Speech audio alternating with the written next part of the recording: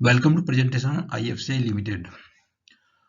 On IFCI, we had uploaded one video on 8th December, and now after third quarter result of IFCI, we are uploading this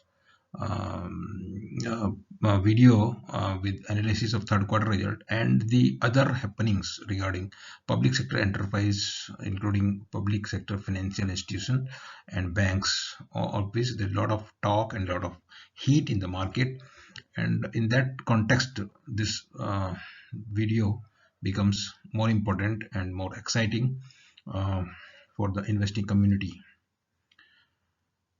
तो start करते हैं standard disclaimer के साथ. Fact, figure and opinion in the presentation video are based on information available in different agencies and public domain and published in good faith. Viewer in their own interest may like to cross-check and verify information from concerned source before making any financial commitment. Stock market investment are subject to market risk. Consult your financial advisor before committing any money. तो क्या अभी हुआ है 4 फरवरी को दीपम ने जो government की एक पॉलिसी जारी किया है regarding public sector enterprise and जो है जिसमें कि सेक्टर स्ट्रेटेजिक सेक्टर क्लासिफाई किए गए उनके ब्रॉड क्लासिफिकेशन है कि जो पब्लिक सेक्टर पॉलिसी 4 फरवरी की है उसके हिसाब से atomic energy, space, defence, transport and communication, power, petroleum, coal and other minerals, banking, insurance and financial service, इन 4 मोटे मोटे जो क्षेत्र हैं इनके अंदर में स्ट्रेटेजिक सेक्टर की पब्लिक सेक्टर आएंगी. और उन स्ट्रेटेजिक सेक्टर में एक को छोड़कर खाली बैंकिंग में उन्होंने बोला कि दे विल कीप मोर. बाकी कंपनियों का क्या होगा कि जहां भी फिजिबल है स्ट्रेटेजिक सेक्टर में bare minimum presence of the existing commercial public sector enterprise और at holding company level will be retained under government control. तो गवर्नमेंट का ये कहना है कि स्ट्रेटेजिक सेक्टर जो ये 4 स्ट्रेटेजिक सेक्टर हैं इनमें बेयर मिनिमम प्रेजेंस रहेगी गवर्नमेंट की और वो भी होल्डिंग कंपनी लेवल पे रहेगी जिसमें गवर्नमेंट का कंट्रोल रखा जाएगा. रिमेनिंग एंटरप्राइज जो भी रहेंगी उनको स्ट्रेटेजिक सेक्टर में भी हों या जैसे भी उनको क्या किया जाएगा, या तो प्राइवेटाइजेशन किया जाएगा, मर्जर किया जाएगा, सब्सिडाइज किया जाएगा और या क्लोज कर दिया जाएगा. ये 4-5 ऑप्शन दिए हुए हैं. Remaining enterprise in the strategic sector, remaining enterprise in the strategic sector will be consider for number 1 privatisation, number 2 merger, number 3 किसी दूसरी कंपनी का सब्सिडी बना दिया जाएगा और या फिर और उसको बंद कर दिया जाएगा. ये आइडिया है. और जो कंपनी और public sector enterprise non strategic sector में उनको भी यही प्राइवेटाइजेशन होगा where feasible, otherwise such enterprise shall be considered for closure. या तो प्राइवेट होंगी या क्लोज होंगी. नॉन स्ट्रेटेजिक वाली जो स्ट्रेटेजिक वाली है उनमें 4 ऑप्शन. तो IFCI के जो इस क्वार्टर का रिजल्ट आया उसमें खास बात देखने को ये मिला है कि in accordance with RBI regulatory package related कोविड-19, IFCI maintain an additional provision of 397 crore on standard asset and has not recognised such loan as stage 3. मतलब NPA उनको रिकॉग्नाइज किया. ऐसे 400 करोड़ के एडिशनल प्रोविजन किया हुआ है जिनको NPA डिक्लेयर नहीं किया, ये एडिशनल है. और उसके अलावा जो है इसमें जो डेवलपमेंट पुराना ही है, ये नया नहीं है. 21 मई 2020 को 2 करोड़ शेयर जो अलॉट किए गवर्नमेंट को प्रेफरेंशियल बेसिस पे 200 करोड़ रुपया जो है इसमें इन्वेस्ट किया गवर्नमेंट ने. और गवर्नमेंट की जो स्टेक है पहले 56% थी वो 61% हो गई. तो अभी मई 2020 में गवर्नमेंट ने पैसा लगाया इसमें. तो ऐसा उम्मीद है कि वो पैसा लगाया है तो गवर्नमेंट की इसकी नजर रहेगी. और ये भी जो अभी जो बैंकों की चर्चा, 4 बैंक धीरे धीरे PSU बैंक में जिस तरह स्टॉक्स में हीट देखने को मिला है, IFCI में थोड़ा हीट तो आ गया क्योंकि पहले जो इसका प्राइस हुआ करता था उससे तो काफी जो है इम्प्रूवमेंट ऑलरेडी देखने को मिला है. और जैसे ही इसमें और जानकारी मिलेगी डाइवेस्टमेंट के बारे में तो उसमें और जो है इंस्टीट्यूशनल इंटरेस्ट डेवलप होगा क्योंकि अभी इंस्टीट्यूशनल होल्डिंग बिल्कुल भी नहीं है. और बाकी जो इसका जानकारी है, ये कंपनी जो है इंडस्ट्रियल फाइनेंस कॉर्पोरेशन का नाम होता था पहले इसका, और ये पब्लिक सेक्टर स्पेस में NBFC है.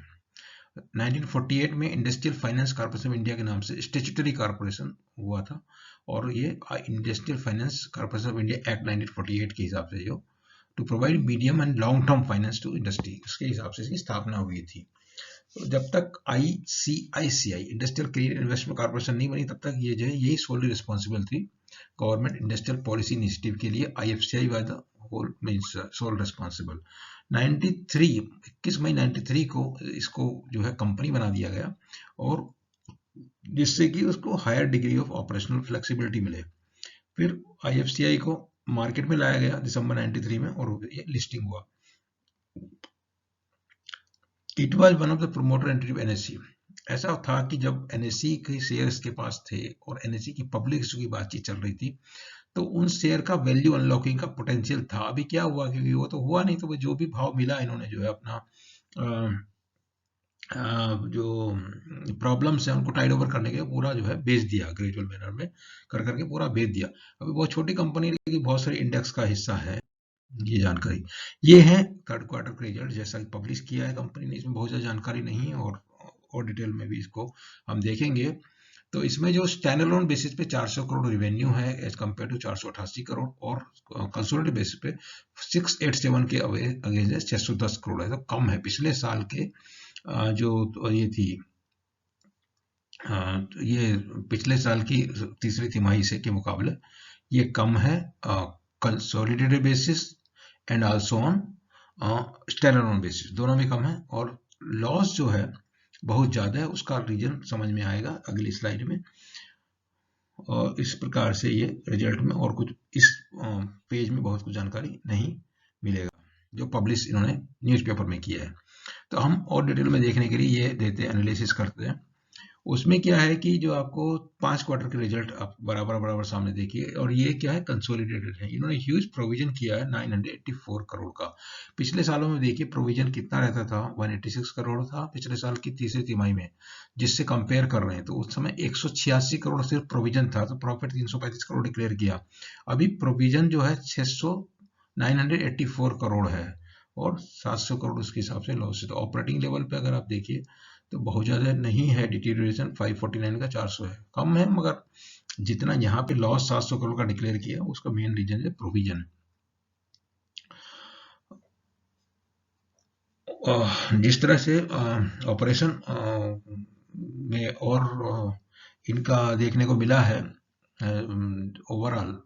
ओवरऑल जो है कंपनी का बिजनेस भी इस क्वार्टर में सफ़र किया, और ड्यू टू रेस्ट्रिक्शंस, और उसी हिसाब से जो है एक्सपेंसेस जो है वो कंट्रोल नहीं हुए हैं। जो एक्सपेंसेस 200 करोड़ है, इतना एक्सपेंस जो है मार्च में था पिछली बार 300 करोड़, और इसका और डिटेल उन्होंने कुछ शायद नोट्स वगैरह में भी कुछ नहीं दिया। तो मेन इशू ये है, दिस इंक्लूड दैट प्रोविजन जो RBI के गाइडलाइंस के बेसिस पे किया गया है, और ये प्रोविजन से इस बात का इंडिकेटर है ह्यूज लॉस का कि जो है कंपनी को सेप अप किया जा रहा है डाइवेस्टमेंट के लिए। तो आज नहीं, थोड़ा इंतजार के बाद इसमें जो अभी हीट जो PSU बैंक में देखने को मिला है, वो हीट IFCI में कुछ समय बाद देखने को मिलने की उम्मीद हो सकती है। ये तो एनुअल रिजल्ट है, इनमें तो अभी कुछ चर्चा करने का नहीं है, खाली इतना ही है कि 2015-16 तक ये डिविडेंड पेइंग कंपनी होती है, उसके बाद लॉस ये दिखा रही है। अभी भी इतना बड़ा लॉस डिक्लेयर किया थर्ड क्वार्टर में, तो अभी भी इस साल का भी लॉस ही है, कुछ डिविडेंड वगैरह कुछ नहीं मिलेगा।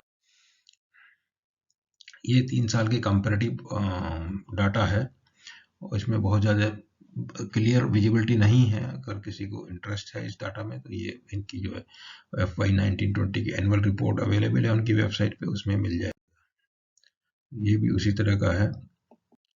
तो बाकी जो इसके बारे में जानकारी पहले वीडियो में भी शेयर किया था, वो ये था कि 2007 में जब स्टॉक मार्केट पीक हुआ था, उस समय गवर्नमेंट ने डिसाइड किया था कि IFCI को हम डाइवेस्ट कर देंगे इस टाइम, और उस समय इसका स्टॉक प्राइस जो 121 रुपए तक गया था 17 दिसंबर 2007 को। तो उस समय क्या हुआ था कि वो एक साल के अंदर ही जो है 19 दिसंबर 2006 को 10 रुपए था, और 17 दिसंबर 2007 को मतलब विद इन 1 ईयर 10 रुपए से 121 रुपए तक जो है शेयर प्राइस मूव किया था। तो ऐसा लगता है हमको कि क्या वो रिपीट हो सकता है, nobody knows, it is possible, may be possible.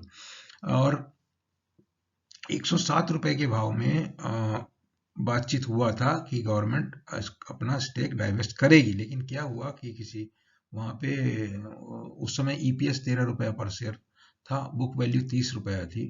तो उसमें ऐसा कुछ गवर्नमेंट में जो लोग थे, बाबू लोग, उनका ये ओपिनियन था कि ये कम है, प्राइस जो है ठीक ठाक नहीं है, तो इसके लिए उसको छोड़ दिया गया। और बाद में जो है गवर्नमेंट ने उसमें स्टेक अपना घटाने की बजाय बढ़ा दिया, अपना जो कुछ लोन कन्वर्जन करके। उस प्रकार से इनका ग्रेजुअली जो है होल्डिंग गवर्नमेंट का अभी जैसा देखेंगे 60% के ऊपर हो गया। तो इनकी जो है बहुत सारी सब्सिडरी हैं। तो अभी जैसे गवर्नमेंट की जो पॉलिसी पब्लिक सेक्टर एंटरप्राइज की जो सब्सिडरी जो इनकी है, तो वही सब्सिडरी भी गवर्नमेंट की पब्लिक सेक्टर एंटरप्राइज हो गई। और उनका जैसे जैसे प्राइवेटाइजेशन होगा या होगा तो उसका पैसा इनको आएगा, और वो पैसे से या तो अपनी स्थिति सुधारेंगे या जैसे भी ये लोग उसको करेंगे। तो stock holding corporation of India इनकी बहुत एक बड़ी सब्सिडरी में आती है। और गवर्नमेंट को इसको गवर्नमेंट के पास रखने का कोई कारण तो नजर नहीं आता है। तो सब्सिडी को मोनेटाइज हो सकता है, सब्सिडी को कुछ लिस्टिंग हो सकता है, या ये सब्सिडी को डाइवेस्ट कर सकते हैं। तो जैसा भी कुछ रहेगा, सब्सिडी का जो वैल्यू अनलॉकिंग तो जरूर नजर आएगा, ऐसा लगता है। दूसरी सब्सिडी है आईएफसी इंफ्रास्ट्रक्चर डेवलपमेंट। ये क्या करती है, रियल एस्टेट इंफ्रास्ट्रक्चर सेक्टर में काम करती है। इन्होंने कुछ सर्विस अपार्टमेंट बनाए हुए हैं दिल्ली में, और वो उसके अलावा केरला में कुछ बनाए हुए हैं। फिर इन्होंने जो बंगलोर इंटरनेशनल एयरपोर्ट का कुछ फाइनेंशियल सिटी प्रोजेक्ट, ये एक कुछ कंसेप्ट है। और इसमें जो दूसरा है इंडिविजुअल प्लॉट वगैरह, तो रियल एस्टेट में इंफ्रास्ट्रक्चर के सब्जेक्ट उसमें काम करती है, और ये प्रोजेक्ट मैनेजमेंट कंसल्टेंट का भी काम करती है। आईएफसीआई सब्सिडरी जो है आईएफसीआई वेंचर कैपिटल फंड है। इसमें जो है दो स्कीम मैनेज करती थी, venture capital fund for schedule caste, venture capital fund for backward class. तो इस तरह की सब्सिडरी है, वो अलग हो जाएगी, वो पर्टिकुलर मिनिस्ट्री को हैंड ओवर हो जाएगी, इस तरह का है, क्योंकि मिनिस्ट्री ऑफ सोशल जस्टिस के अंदर अंडर ये आती है। और जो कॉमर्शियल सब्सिडरी उनका होगा, जो इस तरह की नॉन कॉमर्शियल हैं और सोशल पर्पज से हैं, उनको जो है गवर्नमेंट कुछ इधर उधर दूसरी के सब्सिडी बना के उसको उधर ट्रांसफर कर दिया जाएगा, तो उसको कंपनसेशन मिलेगा। आईसीआईसीआई फाइनेंशियल सर्विस लिमिटेड है आईएफसीआई, ये wide range of financial product service to institutional retail client, और ये जो है registered member of stock exchange NSC BSC और metropolitan stock MCX Sensex NCDEX NSDL CDL. ये इनका जो है फाइनेंशियल सर्विस का सब्सिडी है। उसके अलावा इनका जो है फैक्टर्स लिमिटेड एक कंपनी है जो लोन का फैक्टरिंग करती है। उसके अलावा जो है मैम्पिकॉन जो है कि professionally manage technical consultancy organisation है। टेक्निकल कंसल्टेंसी के बारे में गवर्नमेंट का क्लियर पॉलिसी है कि बहुत सारी जो गवर्नमेंट की ओन्ड कंसल्टिंग एजेंसी या कंपनीज हैं, उनको या तो मर्ज किया जाएगा या डाइवेस्ट किया जाएगा, जैसे भी अभी बहुत सारी हैं, और उनकी गवर्नमेंट के पास रखने का कोई कारण नहीं बनता है। और ये एसोसिएट कंपनी है किटको, एसोसिएट है तो ऑलरेडी मतलब उसमें ज़्यादा कुछ हिस्सेदारी नहीं है। और ये कुछ काम है इनके पास ऑलरेडी, मंगलोर एयरपोर्ट है और शिरडी एयरपोर्ट का कुछ काम है, इस तरह का बिजनेस में ये है। तो इनमें से सब कोई भी स्ट्रेटेजिक ऐसा नहीं लगता है कि हमको। एक एमडीए गुड़गांव सोसाइटी है, वो भी इनकी उसमें अंडर में आती है। और शेयर होल्डिंग का जब देखते हैं तो प्रेजेंट ऑफ इंडिया 61.02% और LIC का 3.27, PNB के पास 1.04, ये शेयर होल्डिंग है। और बाकी जो 26% है वो चिल्लर शेयर होल्डिंग, किसी का 1% से ज्यादा नहीं है, तो मतलब आम पब्लिक के पास है। तो इसमें सवाल ये, इस तरह की जब शेयर होल्डिंग होती है तो जैसा ही इंस्टीट्यूशनल इंटरेस्ट आएगा तो शेयर में सर्किट पे सर्किट टू सर्किट मूवमेंट होता है, और बहुत तेज रफ्तार से होता है। उस समय यदि आप चाहेंगे एंट्री करना तो बहुत मुश्किल होता है आम निवेशक के लिए। ये ट्रेंड है जैसा देख रहे हैं यहाँ पे। पहले ये जो 3-4 रुपए की रेंज में चलता था अप्रैल से जून तक, फिर जून में एकदम जंप किया और फिर 8 रुपए तक आया, फिर 8 रुपए से 6 रुपए की रेंज में काफी महीने रहा, जुलाई अगस्त सितंबर अक्टूबर नवंबर। और नवंबर के बाद जो है एंड में ये फिर जंप किया, दिसंबर 2 दिसंबर दिया, ये कुछ वॉल्यूम भी बहुत जंप किया है। उसके बाद अभी ये जो है 9-10 रुपए की रेंज में कंसोलिडेट करता है ऐसा लगता है। और जैसे ही कुछ हिंट इंडिकेशन आएगा, कुछ खबर आएगी या र्यूमर आएंगी, तो इसका प्राइस जो है भी अपने आप उस तरह से रफ्तार पकड़ लेगा, जैसा कि बाकी बैंक को, पीएसयू बैंकों ने अभी आपने देखा है पिछले कुछ दिनों में जो रफ्तार पकड़ी है, मतलब अनप्रेसिडेंटेड। जो अभी 6 महीने पहले ही तक किसी भी एनालिस्ट से पूछो तो पीएसयू बैंक छी, ऐसा इस तरह का उनका ये होता था। और अभी वो खरीदना चाहें तो बहुत सारे ऐसे मिलते ही नहीं, रोज सर्किट रहती है। टेक्निकल अगर थोड़ा सा हमने इसमें देखा है, तो नॉर्मली हम लोग टेक्निकल की चर्चा नहीं करते, तो इसमें टेक्निकल में ऐसा दिखने में आ रहा है कि 50 डे ईएमए बुलिश है, 100 डे ईएमए बुलिश है, 200 डे ईएमए बुलिश है, एमएसीडी वगैरह जो बियरिश है, आरएससीआई ओवरसोल्ड। और ये जो है कि हम ज्यादा इसमें कुछ ये टारगेट दिए हुए फरवरी के टारगेट हैं और कैलेंडर ईयर 21 के टारगेट है, किसी कहीं से लिया हुआ है कोई वेबसाइट से, तो उस तरह का है। बाकी पीयर कंपैरिजन अगर देखते हैं, आईडीएफसी है और tourism finance corporation of India, इस तरह की गवर्नमेंट ऑफ इंडिया की ये एनबीएफसी हैं, अलग अलग फील्ड की स्पेशलाइज्ड। तो उनके मुकाबले पिछले 3 महीने में तो इसने जो है आउट परफॉर्म किया है। और इस तरह का जो इसका बैकग्राउंड है कंपनी का, उसके हिसाब से इसमें इंटरेस्ट कब आ जाएगा कुछ कह पाना, उसके लिए टाइम फ्रेम बता पाना, मतलब जरूर आएगा तो जरूर, क्योंकि गवर्नमेंट इसको रखेगी ऐसा नहीं लगता, क्योंकि पहले भी सोच चुके हैं एक बार इसको डाइवेस्ट करने का, तो अभी डाइवेस्ट तो होना ही है। ओनली थिंग टाइम का है, कितना टाइम आगे पीछे रहेगा। तो वीडियो में दिया हुआ जानकारी आपको अच्छा लगा, पसंद आया तो वीडियो को लाइक कीजिए, चैनल को सब्सक्राइब कीजिए, और उसके अलावा जो हमारा ट्विटर हैंडल है BSRC2, वहाँ पे जाके आप जो वीडियो को और उससे संबंधित हमारे सभी वीडियो और उनसे संबंधित और जानकारी आपको वहाँ पे मिल जाएगी। कुछ आपका क्वेरी है तो यूट्यूब के कमेंट बॉक्स में लिखिए या फिर ट्विटर में हमको लिख सकते हैं। Thank you very much.